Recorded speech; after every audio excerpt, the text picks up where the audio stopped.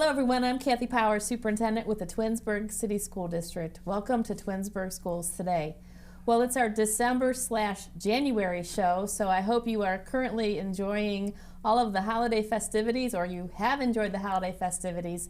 And as usual, there are so many things happening in our school district.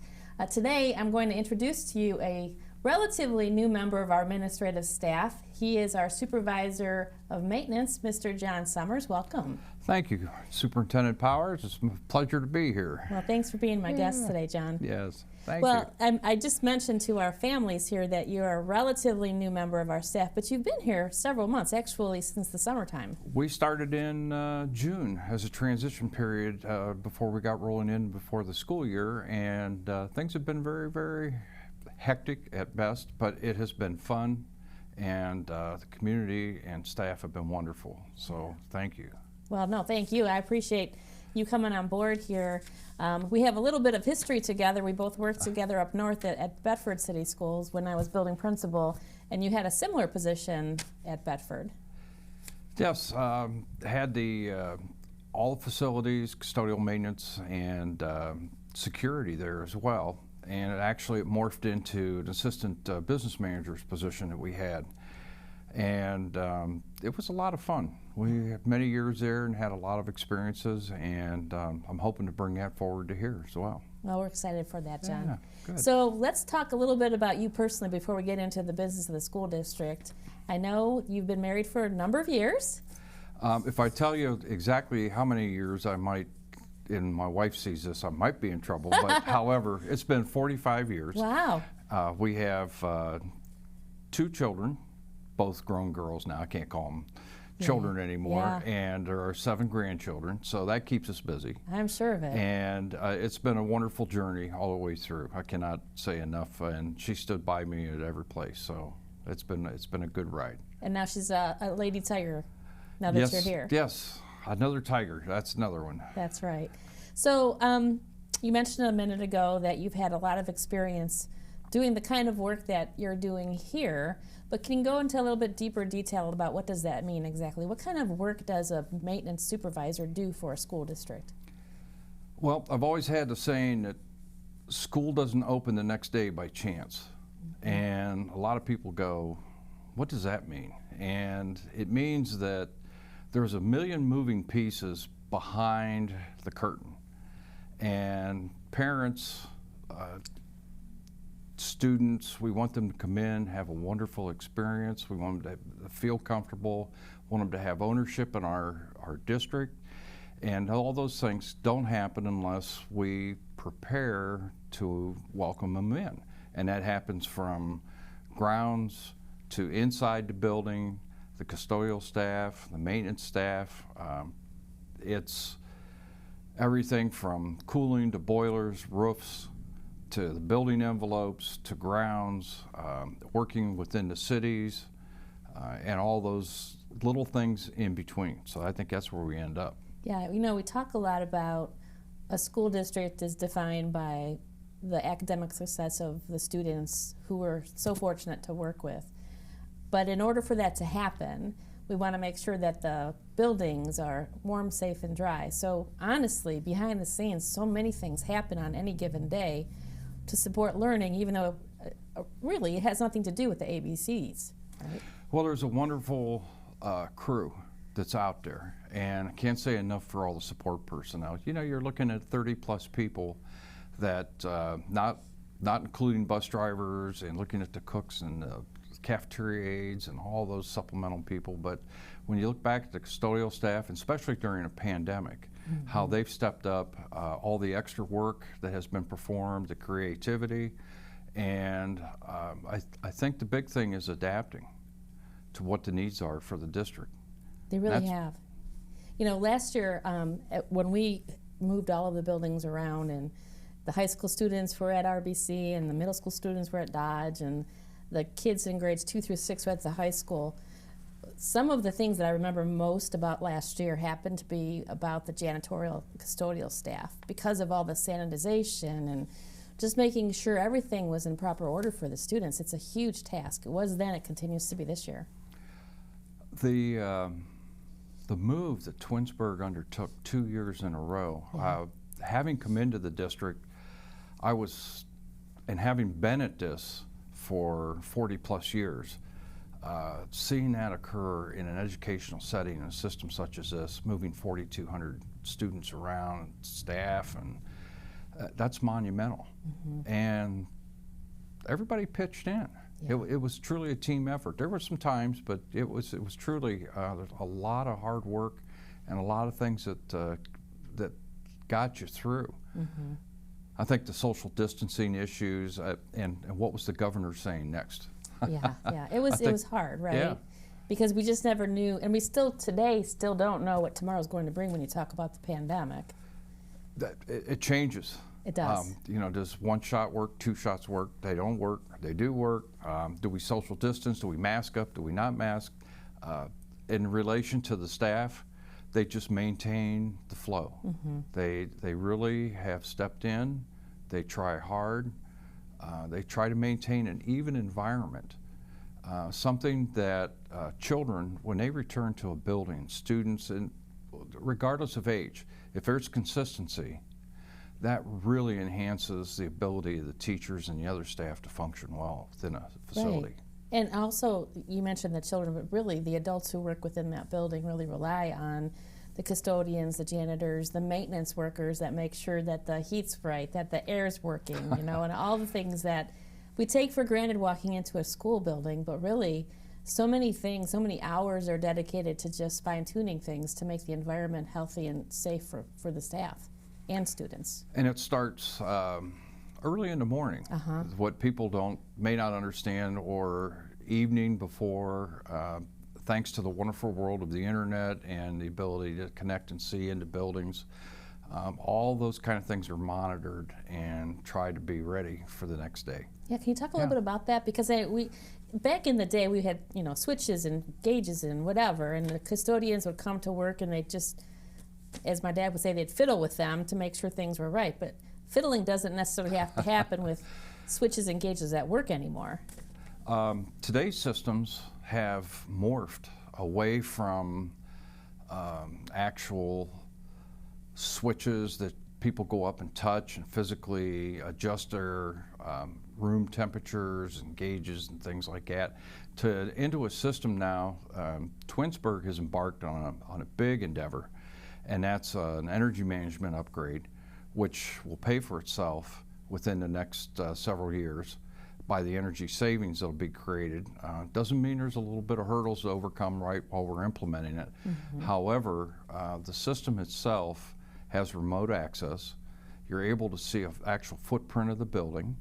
You can tell what the temperatures are in the building. You can look at the actual rooms, and there's a deep dive that occurs when you start to look at the actual physical plants, whether the boilers are running, whether the chillers are running, what are those pumps running at.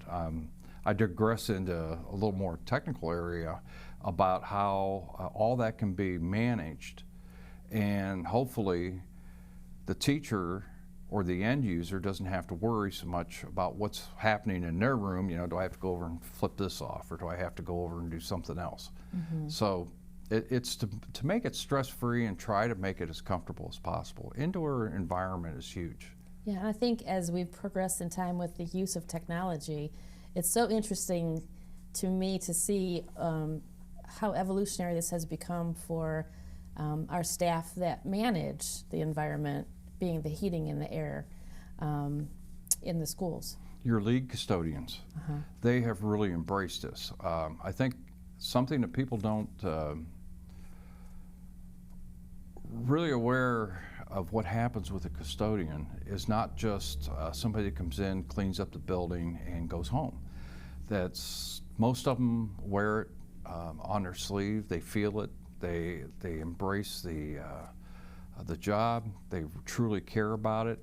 They have taken on extra work to understand how these systems are. It's like learning a whole new program. If you're learning how Microsoft Office works, these people are learning how a whole new energy management program works, and what controls the lighting, what controls the heat, and those kind of things have been all good.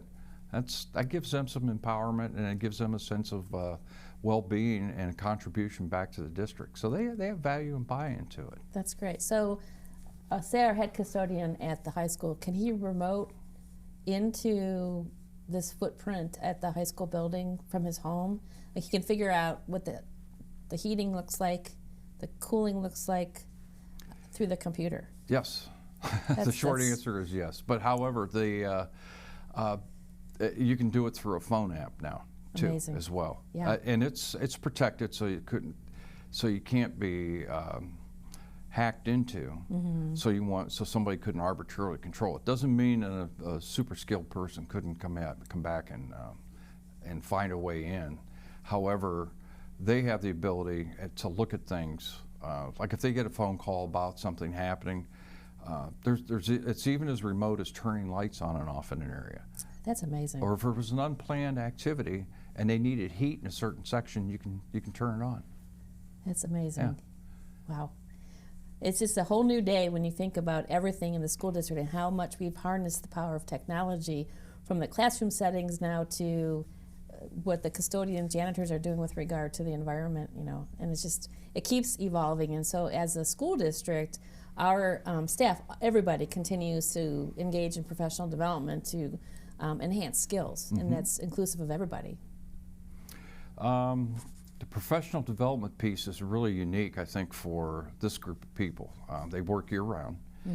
Public School Works has been a product that has been out there for quite a while. However, this district uses it, and Public School Works brings the basic applications of everything from ladder safety to how to handle a fire extinguisher to you have the ability to they will keep you up to date on proper, I would say, do's and don'ts within a district about what HIPAA laws are, things that how children are protected. They get that exposure, everything from personal training that they can delve into this. There's a little test at the end. They look at it and they pass, so they build off of that.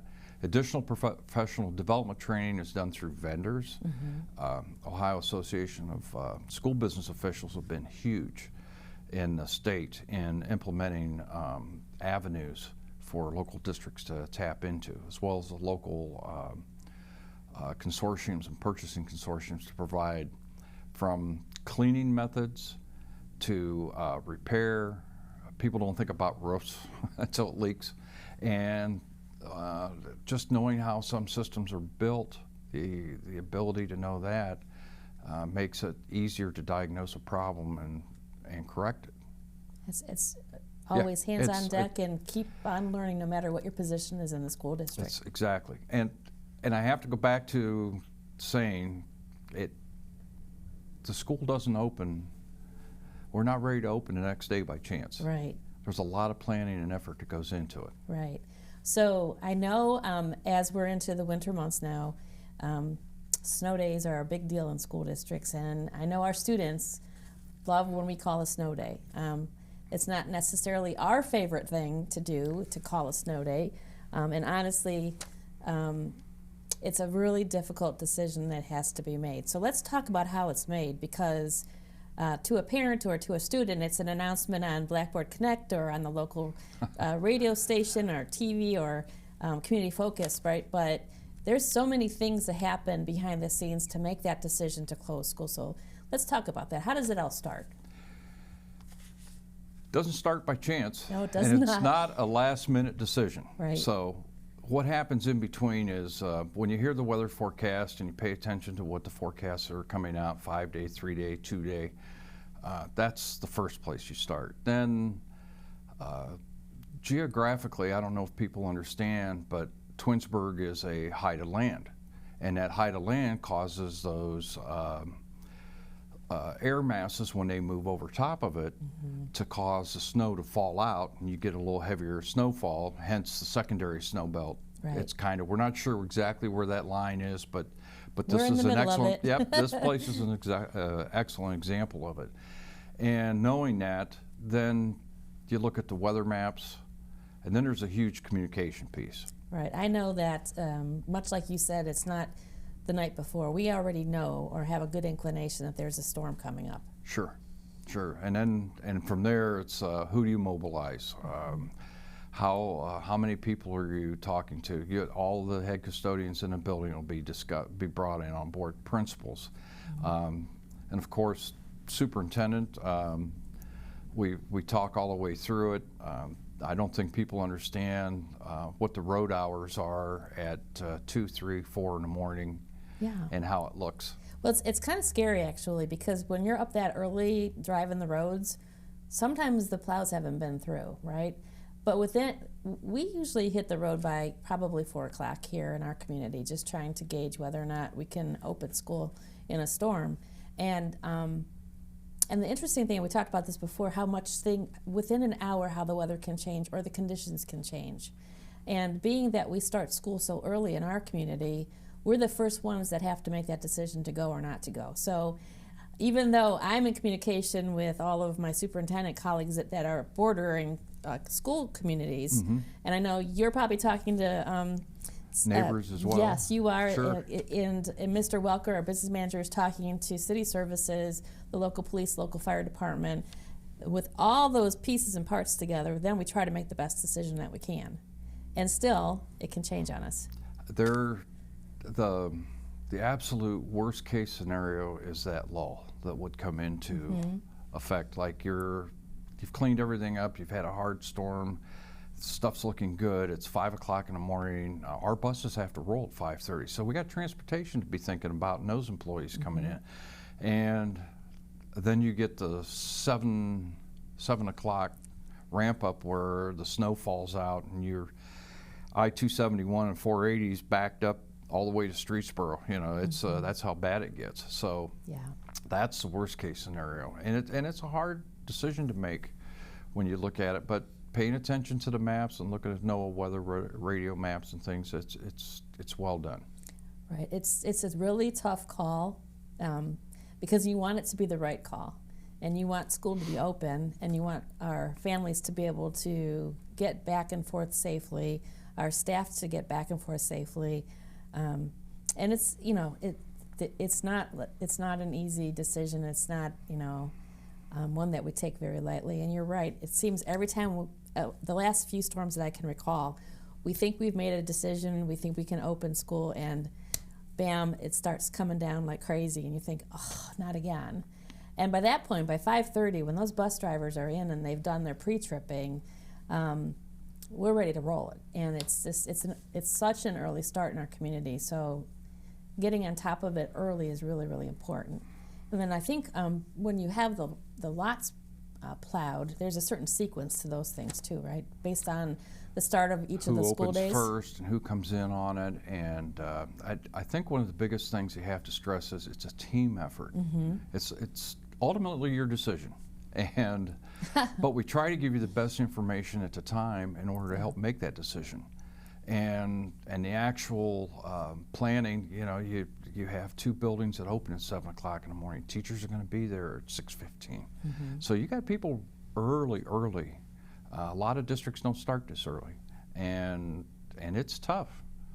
So you want to be prepared for there. Yeah.